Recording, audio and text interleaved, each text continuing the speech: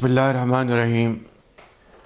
Distinguished members of the Cabinet, Excellencies, development partners, ladies and gentlemen, Assalamu alaikum and a very good afternoon. Today is not just about launching a reform program, it is about reflection and it is about resolve. 2 years ago, when this government assumed office, the economy we inherited was confronting immense challenges. Internationally, Pakistan had been sidelined and not part of the main frame of global economic engagement. Economically, we were struggling. Inflation was around 30%. Reserves were dwindling and confidence had evaporated. Institutionally, the state machinery was confused and in disarray. Ladies and gentlemen, I knew, as did my honorable colleagues, that the challenges were immense. But we also knew, without any ray of doubt, that the task at hand was difficult but not impossible. This was not the first time a PMLN government had been entrusted with pulling Pakistan back from the brink. In 1997, we faced economic sanctions and isolation, yet we stabilized the economy. In 2013, we inherited crippling energy shortages, terrorism, and economic stagnation, but we brought the country back on the track. And when we assumed office in 2024, we knew exactly what lay ahead of us. And there was no doubt that restoring Pakistan's economy would demand hard choices, choices that would not spare our own political constituency. And there could be no shortcuts, no populism, no denial. It was time for an economic crusade. We took very difficult decisions, guided by a clear purpose to pull Pakistan out of economic crisis and put it back on a path of stability and gradual growth. We withdrew unsustainable subsidies. We initiated long-delayed privatization reforms. We restored fiscal discipline. We strengthened public financial management. These were long overdue structural reforms, not cosmetic fixes. They demanded difficult economic choices, which were totally unavoidable. Today, the results speak for themselves. Ladies and gentlemen, over the past 2 years, Pakistan has made real, measurable progress. Inflation has fallen dramatically from 29.2% to 4.5%. Foreign exchange reserves have more than doubled from $9.2 billion to $21.2 billion. The current account has shifted from a $3.3 billion deficit to $1.9 billion surplus. And we moved from a primary deficit to a primary surplus. The fiscal deficit has also narrowed. The tax to GDP ratio has risen from around 8% to over 10%, yet still way behind tax to GDP ratio in the region. More than 1 million new taxpayers have entered the formal system. Tax collection grew by 26% in 2025. We have digitized government systems at scale. The e-procurement system, EPADS, now covers over 1,000 federal agencies and more than 500,000 contracts integrated in real time with FBR, NADRA and SECP. Recently, we successfully executed the privatization of Pakistan International Airlines and First Women Bank, steps long discussed but never delivered, and the process of privatization of other important state-owned enterprises are on the way, and the progress is satisfactory, and we shall achieve our targets with unwavering commitment in this behalf, God willing. Ladies and gentlemen, these achievements have been recognized internationally. Leading credit rating agencies, as we have just observed, Pakistan's improving outlook and reform momentum is, mashallah, progressing very well. With macroeconomic indicators now stabilized, our focus shifts to accelerating growth, expanding exports, and making Pakistan a far easier place to do business, for which we'll have to continue marching in unison with the unwavering commitment and dedication and never looking back.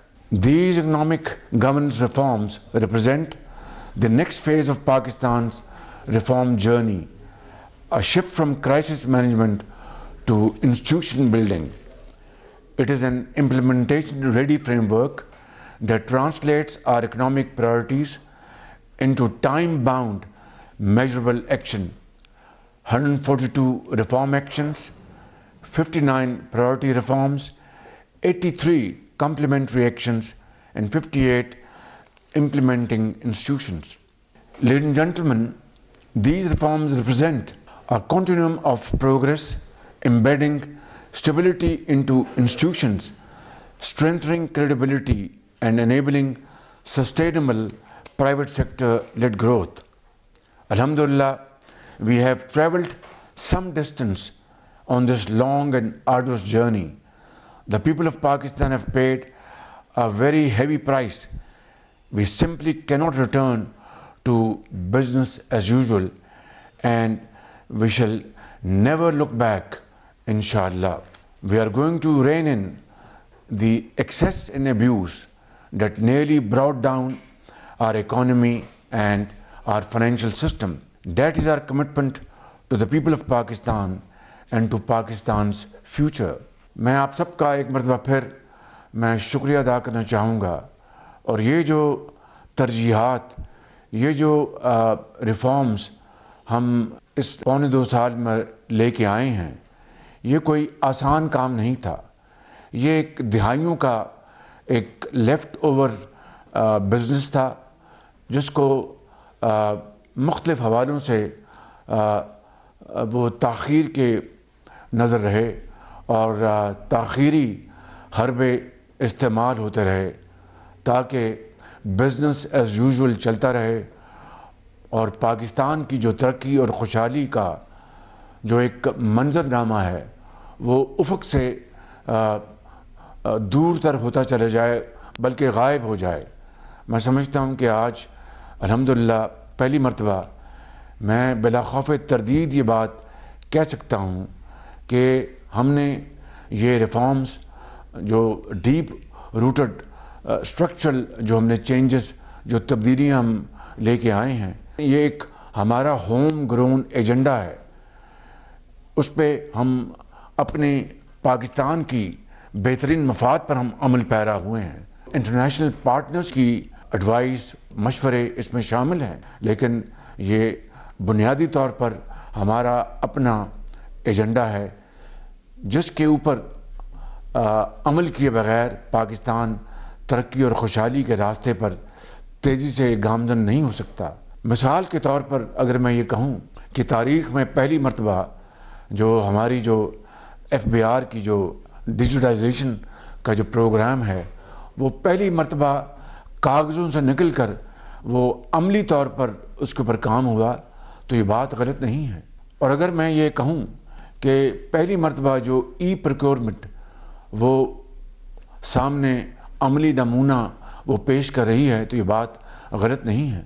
और अगर मैं ये कहूँ कि पहली मरतबा through enforcement and through legal course عدالتوں میں جو دہائیوں سے کیسز لنگر آن ہو رہے تھے اور کلوژن کے ساتھ دہائیوں سے کیسز چل رہے تھے اربوں کھربوں روپے کے، اس 1.5 سال میں چند سو ارب روپے وصول کیے گئے، انفورسمنٹ کے ذریعے چند سو ارب روپے وصول کیے گئے، جو کہ شاید تاریخ میں پہلی مرتبہ ہے۔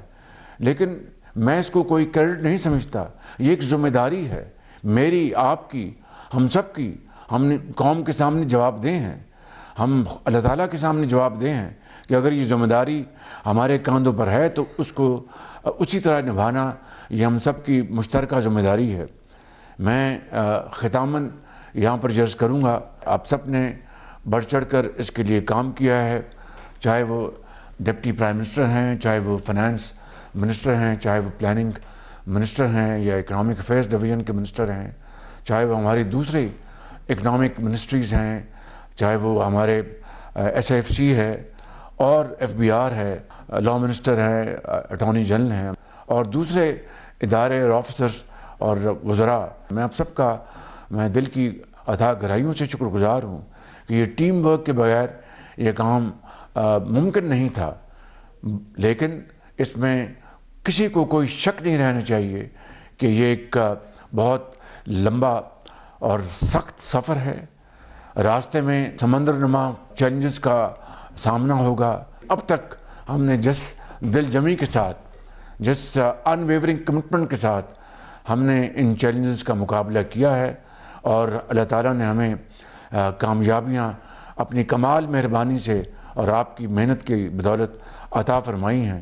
اگر ہم اس راستے پر اسی مشن، اسی کمٹمنٹ اور اسی شوق اور ذوق کے ساتھ ہم بڑھتے رہیں گے اور خون پسینہ بہائیں گے تو مجھے اللہ تعالیٰ کے ہاں پورا یقین کامل ہے کہ انشاءاللہ کامیابی آپ کے اس قوم کے قدم چومے گی۔